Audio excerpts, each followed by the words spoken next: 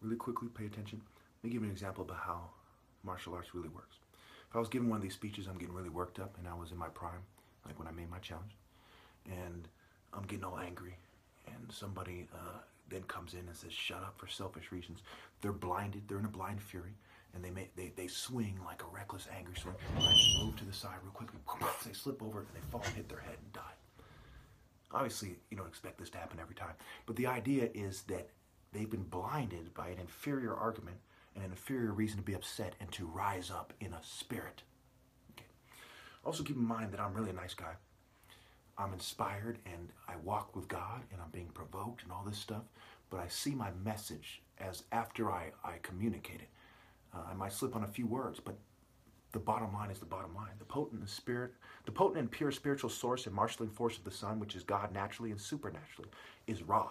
Okay, this is what God says versus what G says, what the world says, what their flesh says, their race, their nation, their social group, their culture that is allowed. Okay. I transcend these things. And that's also what it means to transcend your enemy. The enemy is fighting in this world. I'm like an angel who can fly like faster than a falcon, and they're angry and they're blinded by their foolishness.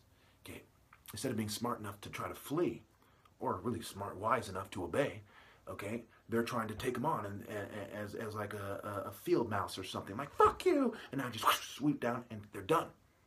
Okay, this is how it is. You know, this is the example. And I'm really a nice guy. And even for good measure, you know, I'll say I apologize if I was too harsh. But these things have to be said. You know, this is coming from God, and it is clashing with this world, the psyops, the provocation, the fuming, the covert drugging. But you see my arguments are sound. You know, for example, drapetomania.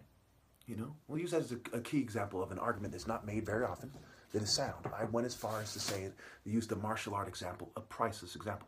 If these guys, okay, weren't in the right, make your argument as to why.